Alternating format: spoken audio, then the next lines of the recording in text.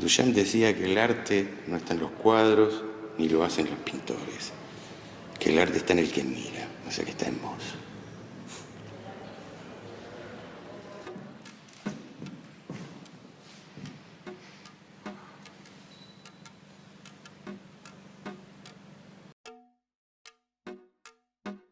En este teórico nos centraremos en el montaje de la obra como portador de sentido, ya que cómo y dónde la muestro es lo que termina de reforzar la intencionalidad de nuestra propuesta.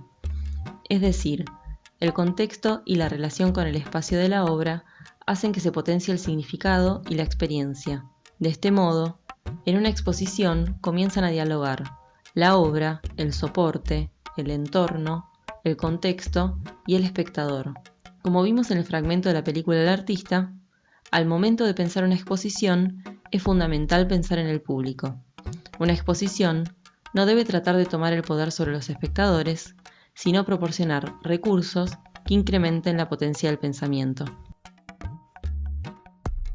Para ello, a la hora de mostrar nuestra obra, es importante tener en cuenta las sensaciones que se quieren generar en el público, la selección del espacio, el lugar que ocupa la producción visual en el espacio expositivo, cómo la producción se dispone en el espacio, la iluminación, apoyaturas textuales y visuales, cartelas, pegatinas, tarjetas, hojas o paneles con el texto curatorial, si es necesario, uso de materiales de archivo, como por ejemplo el registro del proceso de producción, planificación de la circulación del público y su intervención sobre la obra, prever quiénes serán los y las visitantes, las negociaciones con los trabajadores y las trabajadoras del espacio, con respecto al tiempo, los materiales, el uso del espacio. Veamos algunos ejemplos de cómo la percepción y el montaje de las obras se fueron modificando. Nos encontramos con una pintura de Samuel Morse titulada Galería del Louvre, realizada entre 1831 y 1833, que nos muestra cómo eran los montajes de los salones de la época. Las paredes estaban cubiertas de cuadros, se disponían todos juntos sin dejar un espacio libre entre ellos. Podemos ver cómo la ubicación en la parte superior y en la inferior no favorecía la percepción de los cuadros. Por lo general, los más grandes se encontraban arriba, con una leve inclinación para así permitir una mejor visión del espectador. Sin embargo, algunos artistas se quejaban de ello. Sin dudas, el mejor lugar, que era donde se encontraban las obras más importantes, era el centro. Estos preferían que las obras se encontraran abajo antes que arriba, ya que permitía que los expertos tuvieran un mejor acercamiento a la obra. El montaje era como un gran mosaico, donde la estrategia era aprovechar al máximo toda la pared. Observemos un poco la imagen. Podemos ver que cada obra posee un gran marco. Cuanto más importante e imponente, mejor, ya que hacía destacar y jerarquizar la obra. Permitía que la obra pudiera ser vista como una entidad. En este sentido, Jacques Aumont, en el texto La imagen, habla de las diferentes funciones del marco.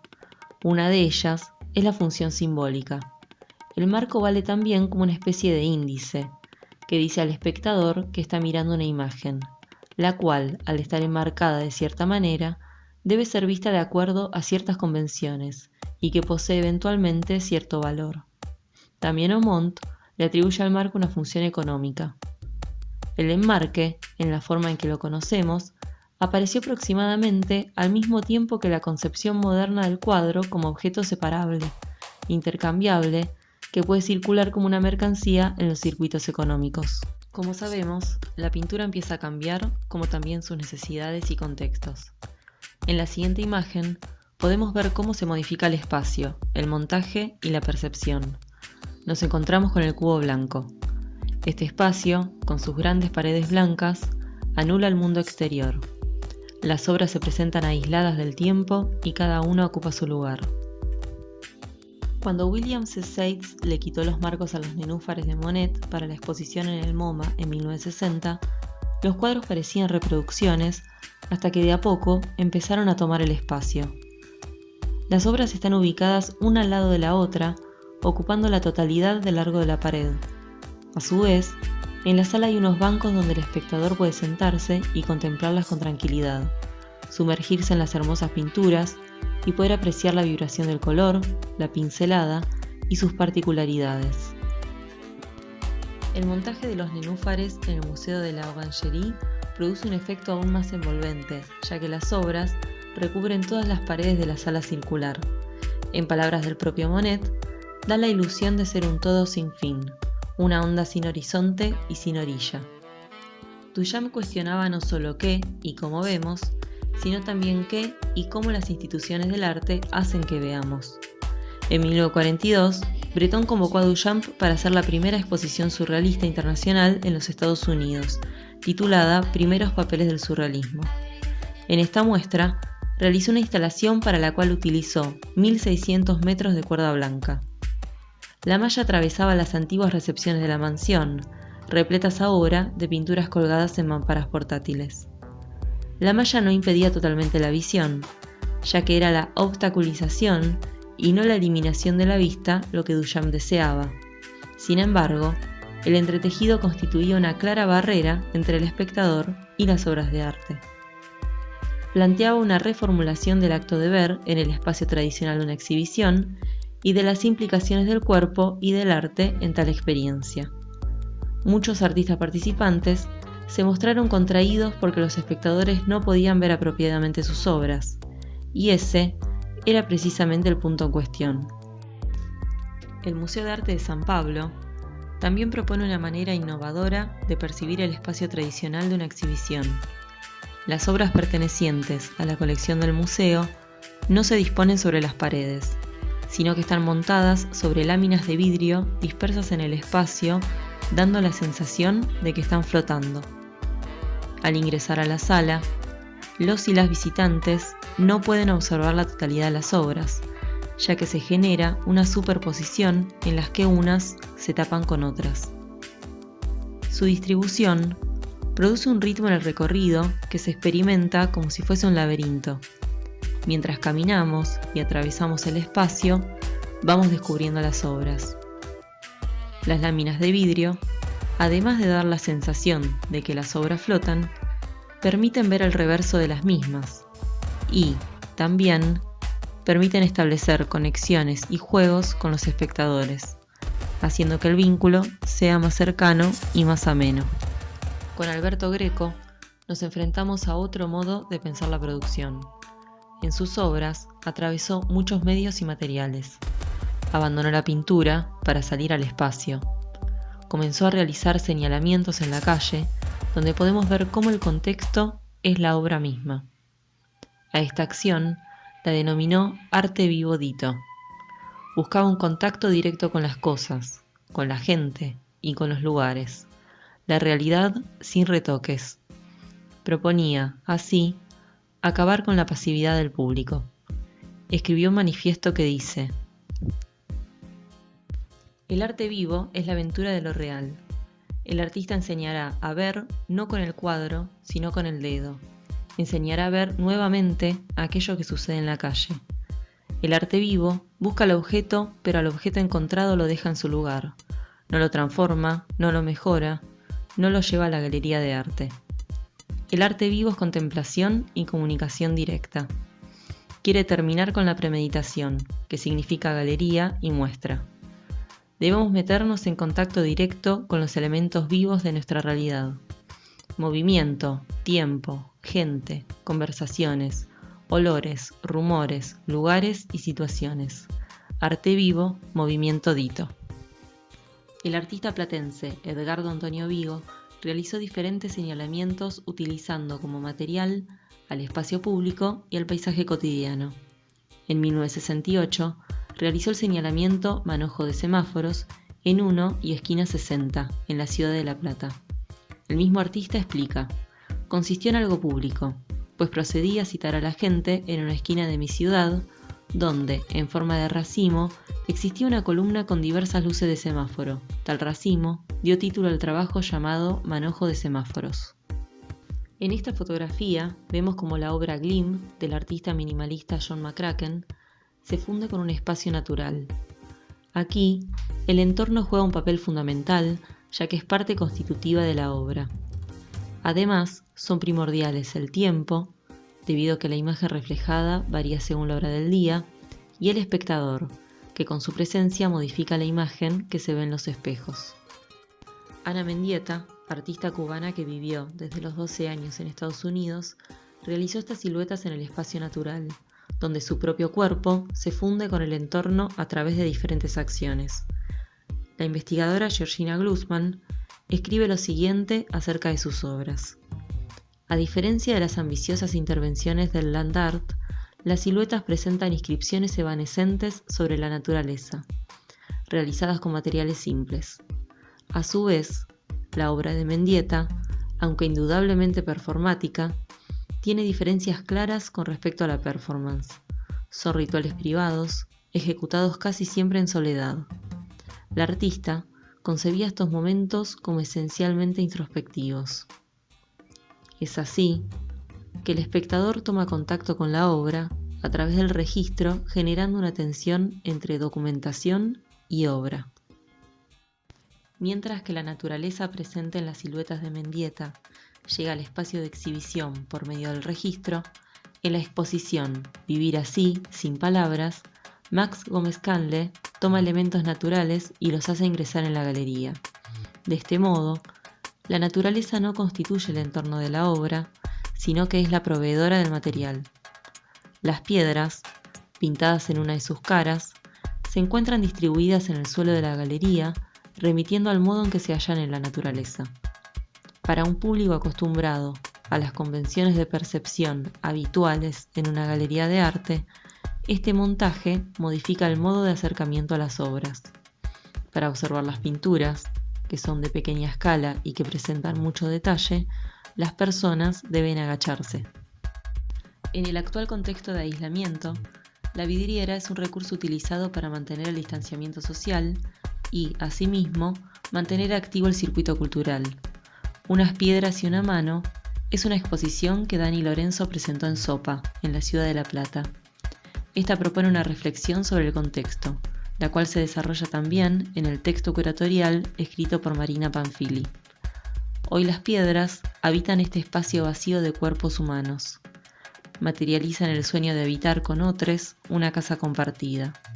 El hacer, el estar, el habitar con otros, la comunidad. El uso de las vidrieras en las exposiciones habilita un juego entre el adentro y el afuera.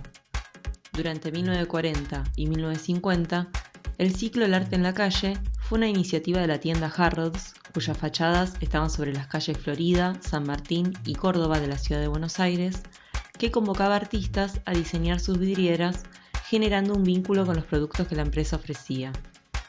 Intervinieron sus vidrieras Raúl Soldi, Raquel Forner, Antonio Berni, Juan Valleplanas, Héctor Basaldúa, Emilio Petoruti, Juan del Prete, entre otros.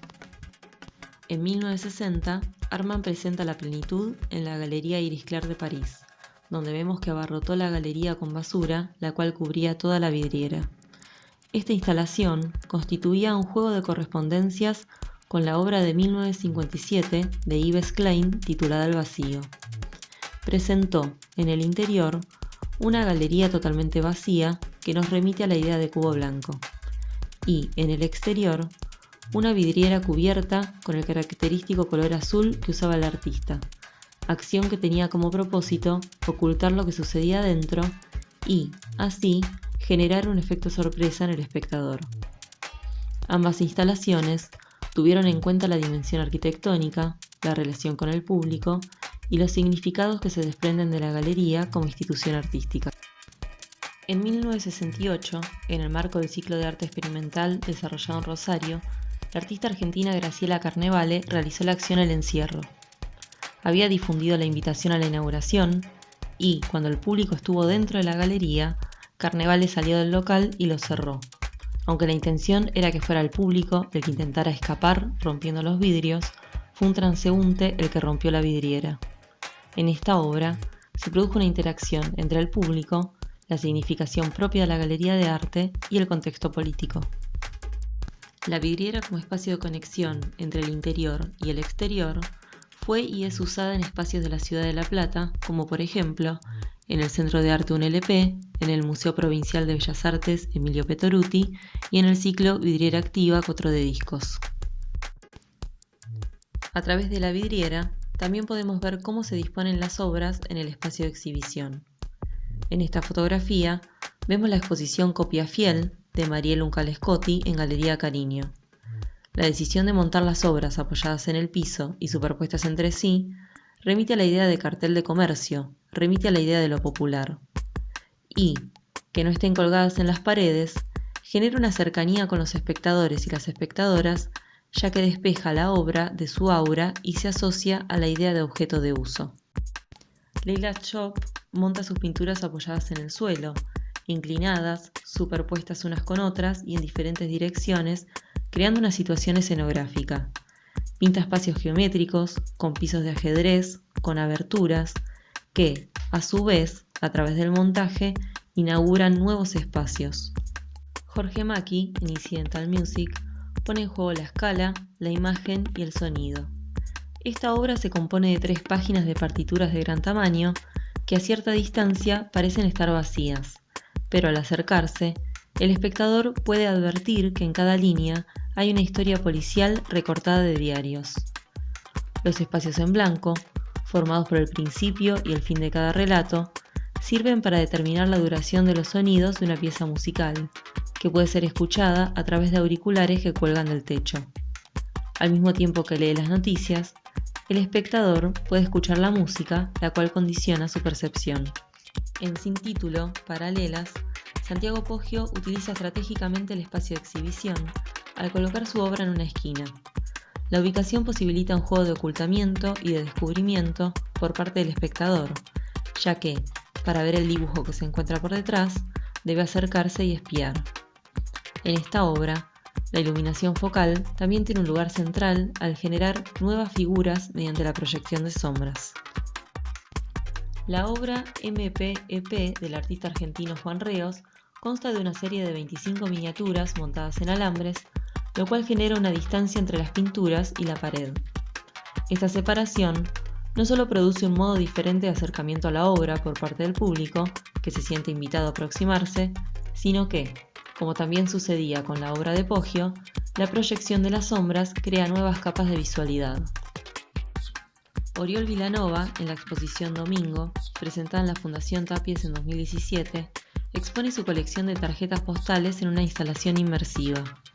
El artista toma un módulo de pequeña escala y lo repite hasta expandirlo en el espacio, como si fuera un empapelado. La exposición se conforma a partir de la apropiación de objetos pertenecientes a la vida cotidiana que son resituados en un espacio artístico. En este sentido, Boris Groys explica: la instalación extrae una copia del presunto espacio abierto y lo ubica en el contexto fijo, estable y cerrado de un aquí y ahora topológicamente bien definido.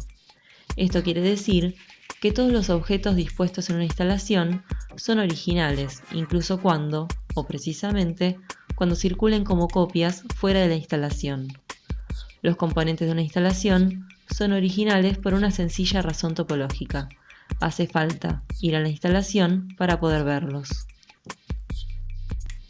En esta obra de 1991, Félix González Torres propone la operación inversa. Mientras que Vilanova ingresa un objeto del exterior al interior de la institución artística, González Torres monta una obra de arte en el espacio público. Exhibe a la ciudad una fotografía de un espacio íntimo, una cama vacía, donde se deja ver la huella de 2 cuerpos. Uno de ellos alude al de su pareja Ross Laycock, quien había fallecido ese mismo año. Con su serie Bocanada, Graciela Sacco también se apropia del espacio urbano mediante afiches impresos con la técnica de heliografía. Esta serie surgió como un modo de protesta. La primera intervención la hizo en Rosario en 1993, en una cocina en la cual se preparaba la comida para las escuelas públicas de la ciudad, como muestra de apoyo a los trabajadores que estaban en huelga. Pero el artista no solo usó el afiche como soporte y el espacio público como entorno de estas obras, sino que, a esas mismas imágenes de las bocas abiertas, las trasladó a diferentes materialidades y a diferentes escalas, las cuales evocan diferentes sentidos y exigen diferentes montajes. Los obstáculos en el circuito cultural y en los modos de exposición que trajo consigo la pandemia hicieron que se activaran y se profundizaran diferentes estrategias de exhibición. Una de ellas fue la apropiación del espacio de la calle.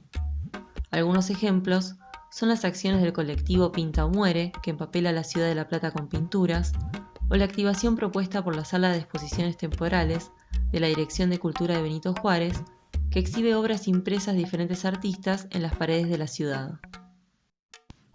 También se realizaron exposiciones en el espacio virtual, como una protección, un deseo, organizada por la Galería Ramos Generales de la ciudad de La Plata. Al ingresar a la página web que da inicio a la muestra, nos encontramos con un audio que relata el texto curatorial, el cual apela a lo sensorial, al encuentro con una experiencia. Las imágenes están dispuestas de tal modo que dialogan entre sí. En esta obra, Flor de Fuego recopila visuales construidas a partir de un software que toma píxeles y códigos del ciberespacio. Invita al espectador, usuario, a recorrer y a navegar en un flujo de información digital, permitiendo la interacción. Esta obra es digital y sucede en los dispositivos digitales. En línea, adaptándose al medio, fue una exposición de MAPE organizada por el Centro de Arte UNLP, cuyo modo de ser mostrada al público fue a través de un vivo de Instagram. Y aquí nos preguntamos, ¿cuál es la exposición? ¿La que está montada en el espacio real, tangible, o la que se encuentra en el espacio virtual? En este sentido, Boris Groys reflexiona: en el entorno de la cultura contemporánea, una imagen está circulando permanentemente de un medio a otro medio.